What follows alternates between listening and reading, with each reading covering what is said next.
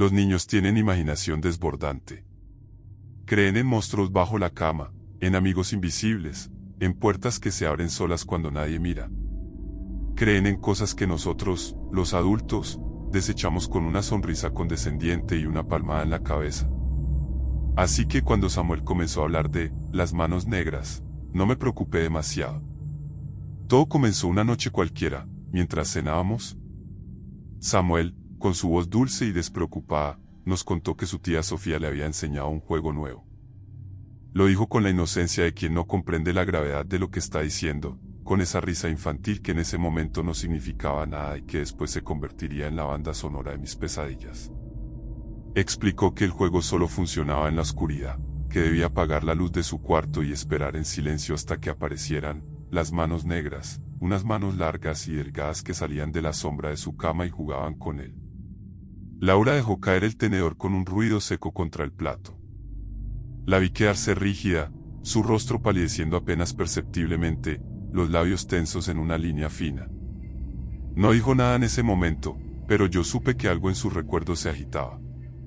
Yo, en cambio, solté una risa baja y le revolví el cabello a Samuel, diciéndole que era un niño muy creativo, que tal vez había soñado con las manos y ahora pensaba que eran reales. Él insistió, frunciendo el ceño como hacen los niños cuando sienten que no les toman en serio. Me explicó con absoluta convicción que no se trataba de un sueño. Las manos eran reales, frías y suaves como el terciopelo, y a veces se deslizaban por su piel antes de esconderse de nuevo bajo la cama. Laura apenas comió esa noche. Yo intenté restarle importancia al asunto, convencido de que Samuel simplemente había inventado un juego nuevo para entretenerse. Después de todo, los niños sueñan, los niños inventan cosas. No había motivo para inquietarse. Esa misma noche, sin embargo, noté que mi esposa tenía los ojos fijos en la puerta de la habitación de Samuel. No estaba tranquila. Finalmente, cuando ya íbamos a acostarnos, me confesó en voz baja que aquello no era un simple juego, que Samuel no se estaba inventando nada. Me dijo que su hermana, Sofía, siempre había tenido una relación extraña con las sombras, que desde niña hacía cosas inquietantes. Contó que sus padres la encerraban en el sótano cuando era pequeña, que había algo en ella que nunca pudieron entender ni explicar, y que por alguna razón oscura y desconocida, el tema de las sombras siempre la había rodeado. No supe qué decir. No me gusta el misterio, no me gusta la superstición. Intenté calmar a Laura, diciéndole que Sofía no había hecho nada más que alimentar la imaginación de Samuel con una historia tonta, un juego inofensivo. Pero ella no me miró. Se quedó allí, sentada en el borde de la cama, con los brazos cruzados y los ojos fijos en la puerta, como si estuviera esperando que algo emergiera del pasillo. Esa misma noche, cuando todo estaba en silencio, cuando Laura finalmente se quedó dormida y la casa entera parecía sumergida en una calma absoluta, escuché el ruido. Era un susurro, apenas un murmullo que se arrastraba por debajo de la puerta de la habitación de Samuel. Un sonido imposible, seco y rasposo, como algo moviéndose en la oscuridad. Me levanté sin hacer ruido, con una sensación pesada en el pecho, y caminé por el pasillo sin encender la luz. Empujé la puerta con cuidado y vi a Samuel dormido en su cama, su pequeña forma arropada bajo la manta, su respiración lenta y pausada. Y entonces lo vi. Desde la sombra de su cama, algo se movió. Algo oscuro, largo y delgado, con la forma de unos dedos que emergían suavemente desde la negrura del suelo. No fue un reflejo, no fue un juego de luces. Eran manos. Negras, alargadas, sin forma humana, reptando por la madera como si buscaran algo. Me quedé inmóvil, el corazón golpeándome el pecho con tanta fuerza que casi me mareé. Las manos se deslizaron lentamente hacia la cama, acariciando la tela de la sábana, y luego, tan sutilmente como habían aparecido, se replegaron y desaparecieron en la sombra. Di un paso atrás, sin aliento. Algo dentro de mí, algo primitivo y visceral, me gritó que no debía inclinarme a mirar bajo la cama. Me aferré a esa sensación y, con las manos temblando, encendí la luz. Nada. Las sombras se habían ido. Pero el miedo, ese miedo antiguo y gélido, se quedó conmigo. Y supe, con una certeza absoluta, que algo estaba conmigo en esa habitación. algo que no debería estar allí. Al día siguiente, Laura no dejó que Samuel se alejara de su lado ni por un momento. Si iba al baño, ella lo acompañaba. Si se quedaba en la sala viendo caricaturas, ella se sentaba a su lado, con los ojos fijos en él, como si esperara que, en cualquier instante, algo invisible lo reclamara. Supe en ese momento que lo que había sucedido la noche anterior no era solo mi imaginación. Había visto aquellas manos surgiendo de la sombra de su cama. Había sentido el aire cargado de algo denso, pesado, algo que no pertenecía a nuestro mundo. Y Laura, sin que yo le contara lo que había presenciado, actuaba como si ya supiera la verdad. No lo dudé más. Teníamos que hablar con Sofía. Nos presentamos en su casa sin previo aviso. Era un sitio sombrío, viejo, con cortinas gruesas que impedían el paso de la luz y un olor a humedad impregnado en cada mueble. Sofía nos recibió con una sonrisa fina y ausente, como si ya supiera por qué estábamos allí. Laura no perdió tiempo y le exigió explicaciones, su voz temblorosa de rabia y miedo. Quería saber qué demonios había hecho con Samuel, porque él hablaba de juegos con sombras y porque yo había visto lo que vi. Sofía no se inmutó. Se limitó a observarnos con una tranquilidad casi irritante y, con su tono suave y pausado, nos dijo que Samuel era especial. Que el juego no era un simple pasatiempo, sino una preparación. La sangre se me heló al escuchar esas palabras. Sofía no estaba jugando. No era un truco de su parte para asustarnos ni una historia absurda para alimentar la imaginación de un niño. Lo decía con convicción, como si realmente creyera que Samuel tenía un propósito que ni nosotros mismos entendíamos. Laura palideció de inmediato. Sus ojos se oscurecieron con un terror que yo no alcanzaba a comprender del todo, y entonces, en un tono más bajo, casi como si le costara admitirlo, nos contó lo que sus padres hicieron con Sofía cuando era niña. Dijo que desde pequeña, Sofía tenía una conexión con algo, que su presencia alteraba la luz de las habitaciones, que a veces se encontraban sombras en las paredes que no correspondían a ningún objeto ni persona. Que su madre la escuchaba susurrando en las noches, conversando con alguien que no estaba allí. Y que hubo un momento, cuando tenía unos 7 años, en el que sus padres decidieron que ya no podían seguir ignorándolo. Que había algo mal en ella, algo que debía reprimirse. Por eso la encerraban en el sótano. Laura nunca comprendió realmente por qué lo hacían. Era demasiado pequeña y sus padres jamás daban explicaciones. Solo sabía que, de vez en cuando, Sofía desaparecía durante horas, incluso días, y que su madre siempre tenía el rostro sombrío cuando eso pasaba. Sabía que por las noches, cuando la casa estaba en silencio, se escuchaban golpes en la puerta del sótano, golpes suaves al principio, pero luego desesperados, como si la niña al otro lado estuviera arañando la madera. Y aunque Laura nunca tuvo permitido bajar, una vez se asomó y vio algo que la dejó helada. Sofía estaba sentada en la oscuridad, con las piernas cruzadas y la cabeza gacha, susurrando en voz baja. Pero la parte más aterradora no fue eso. Fue que, en la pared detrás de ella, la sombra que la acompañaba no era la suya. Era más grande. Tenía brazos largos y delgados. Y cuando Sofía levantó la vista y la miró directamente, la sombra pareció moverse de manera independiente, como si se diera cuenta de la presencia de Laura y quisiera alcanzarla. Al terminar su relato, Laura apenas podía respirar.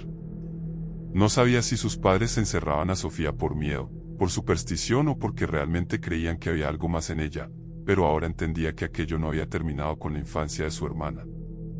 Sofía, en cambio, nos miraba con una expresión de puro deleite, como si le fascinara el hecho de que, después de tantos años, Laura finalmente estuviera entendiendo.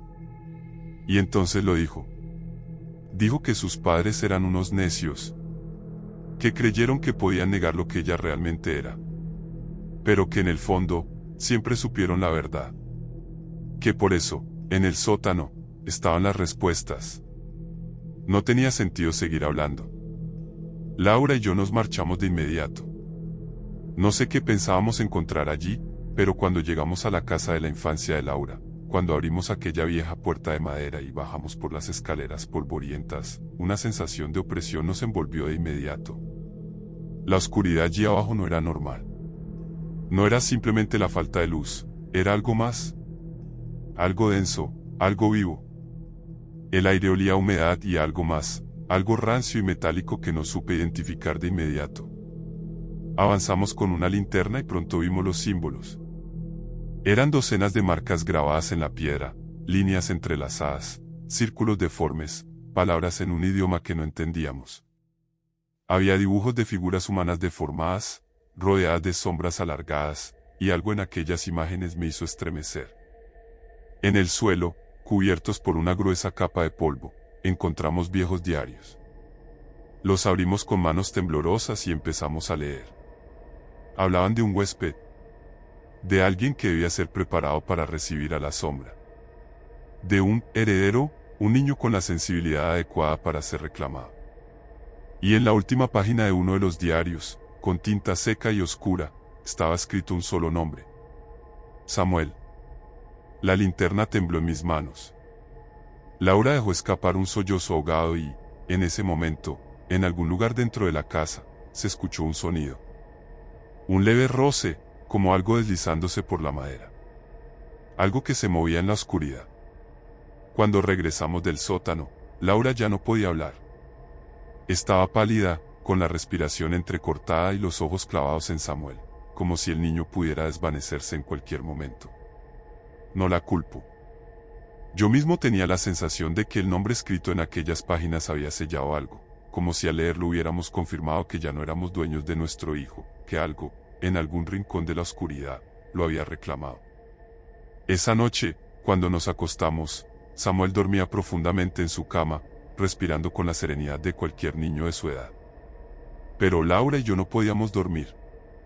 Nos turnamos para vigilarlo, cada uno pasando horas junto a su puerta, esperando que algo sucediera. Lo peor de todo fue que no tuvimos que esperar demasiado. Cerca de las 3 de la mañana, un sonido nos despertó. No fue un grito ni un golpe, sino algo mucho más sutil. Un susurro. Nos levantamos de inmediato y corrimos hacia la habitación de Samuel, pero lo que encontramos al abrir la puerta nos heló la sangre. El niño flotaba en el aire. Su pequeño cuerpo estaba suspendido a más de 1 metro del suelo, girando lentamente como si estuviera sumergido en agua. Sus brazos colgaban a los lados, completamente laxos, y su cabeza caía hacia atrás con la boca entreabierta, dejando escapar un murmullo ininteligible. Pero lo peor eran sus ojos. Cuando los abrió, no eran los de Samuel. No había luz en ellos, solo un abismo negro, profundo, como si alguien más estuviera mirando a través de él. Su piel tenía una palidez antinatural, y alrededor de su cama, las sombras se estiraban y ondulaban como si fueran seres vivos. Y entonces, lo vimos de nuevo. Las manos. Aquellas mismas manos que había visto aquella noche, emergiendo de la sombra de su cama, aferrándose a su cuerpo como si estuvieran sosteniéndolo en el aire. Eran largas, de dedos delgados y huesudos, sin piel visible, solo una negrura absoluta, como si fueran parte de la propia sombra que las había engendrado. Laura empezó a sollozar.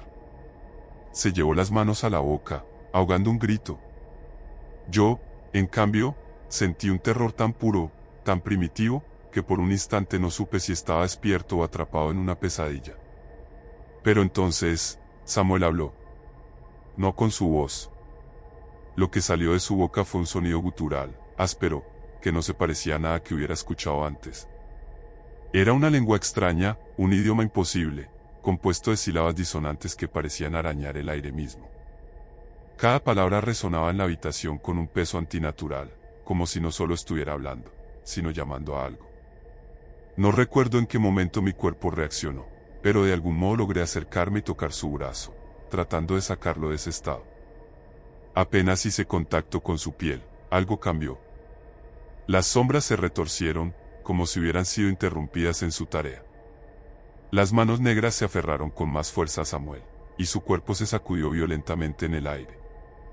Y entonces, sin previo aviso, cayó al suelo con un golpe sordo. Laura se lanzó hacia él de inmediato, abrazándolo y sacudiéndolo con desesperación. Pero no despertó. No podíamos quedarnos ahí. Algo dentro de mí lo sabía. Si nos quedamos en esa casa, si permitíamos que amaneciera con Samuel aún en ese estado, lo perderíamos. Lo envolvimos en una manta y lo llevamos al auto, sin rumbo claro. Pero antes de que pudiéramos alejarnos, algo cambió en él. Samuel abrió los ojos de golpe y, sin mediar palabra, salió del auto. No corría, no vacilaba. Caminaba con una precisión mecánica, como si estuviera siguiendo un camino trazado en su mente. Laura gritó su nombre, intentó sujetarlo, pero él ni siquiera reaccionó. Sus pasos eran firmes, seguros, avanzando en línea recta sin dudar. Y nos dimos cuenta de hacia dónde iba. La casa de Sofía. El pánico se apoderó de nosotros. Corrimos tras él, pero Samuel nunca se detuvo. Atravesó la calle con total indiferencia, cruzó el jardín de su tía y subió los escalones de la entrada. Antes de que pudiéramos alcanzarlo, la puerta de la casa se abrió sola. Samuel entró, y la puerta se cerró de golpe ante nuestros ojos. Laura gritó. Yo golpeé la madera con todas mis fuerzas, intenté abrir la perilla, empujarla con el hombro, pero la puerta no cedió. Desde dentro, se escuchó un murmullo. No era la voz de Samuel. Tampoco la de Sofía. Era algo más, susurrando desde el otro lado. Golpeé la puerta con todas mis fuerzas, sintiendo la madera ceder ligeramente bajo el peso de mis embestidas.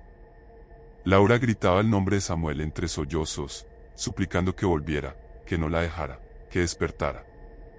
Pero el niño ya estaba dentro, perdido en el vientre oscuro de la casa de Sofía, y algo me decía que cada segundo que pasaba nos alejaba más de él. No podíamos permitirlo. La desesperación me dio la fuerza que necesitaba. Una última embestida hizo que la puerta se quebrara con un crujido seco, y en cuanto se abrió, nos vimos envueltos en una oscuridad que no era natural. La casa olía a humedad rancia y cera quemada. Había velas en cada rincón, formando un sendero de luz enfermiza que serpenteaba hasta el centro de la sala, donde Samuel estaba de pie, inmóvil, con los ojos abiertos pero vacíos. Frente a él, Sofía murmuraba palabras en aquella lengua imposible, dibujando símbolos en el aire con los dedos ennegrecidos. Las sombras a su alrededor parecían respirar, latiendo con cada sílaba que pronunciaba, y en medio de aquella penumbra viviente, las manos negras emergían del suelo como si la casa misma estuviera abriéndose para devorarnos. Laura se lanzó hacia Samuel sin dudar, pero las sombras la atraparon. Se enredaron en sus piernas y brazos como serpientes líquidas, retorciéndose y apretando con una fuerza que la hizo gritar. Yo corrí tras ella, pero sentí lo mismo, algo me sujetó, se aferró a mis tobillos y muñecas, deteniéndome en seco. Era como si una docena de manos invisibles intentara separarnos. Sofía se giró hacia nosotros con una sonrisa que no era suya. Nos dijo que todo esto era inevitable, que Samuel había sido elegido desde el principio y que no podíamos hacer nada para evitarlo. Nos dijo que nuestro hijo no nos pertenecía, que su cuerpo era solo un recipiente vacío, una ofrenda. Me solté con un esfuerzo sobrehumano y corrí hacia ella, sintiendo las sombras arañarme la piel. No sé en qué momento la golpeé, pero cuando lo hice, su cuerpo se tambaleó hacia atrás con un gruñido inhumano. Sofía no se defendió como una persona normal. No gritó, no se encogió. Solo se quedó ahí, sonriendo con los labios partidos, con la cabeza inclinada en un ángulo antinatural. Las sombras respondieron por ella.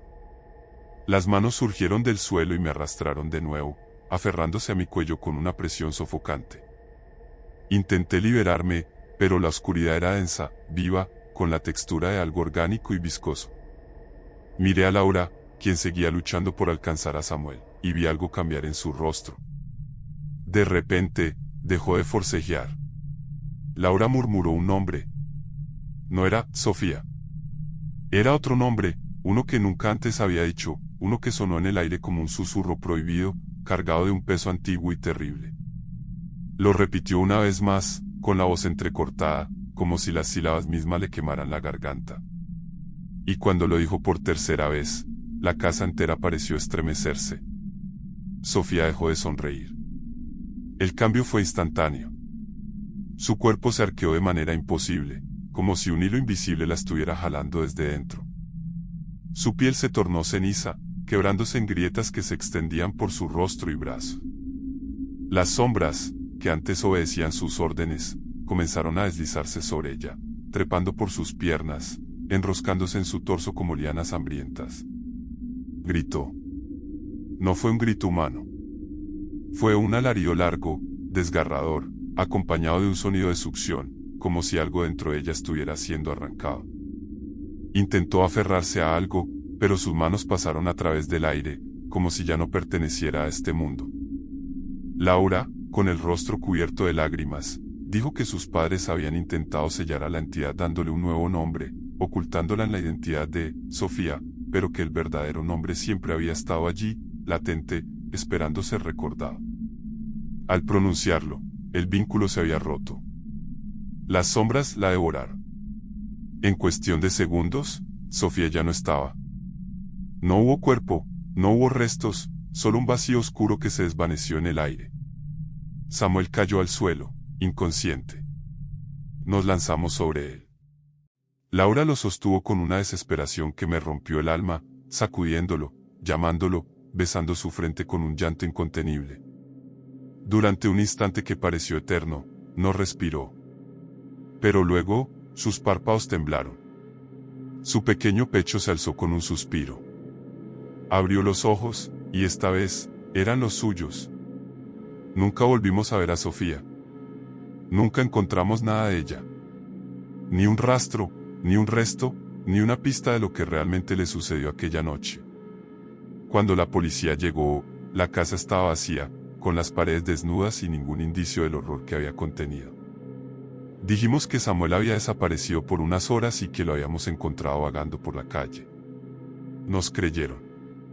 ¿Qué más podían hacer? Nos mudamos poco después. No queríamos permanecer en aquel lugar, con la sensación de que algo aún nos observaba. Pero incluso en nuestra nueva casa, en nuestra nueva ciudad, con Samuel sano y salvo, aún siento el peso de esa noche. A veces, cuando todo está en silencio y la luz de la habitación de Samuel se apaga, me quedo observando la sombra bajo su cama. Y aunque intento convencerme de que está vacía, juro que a veces veo algo moverse ahí dentro,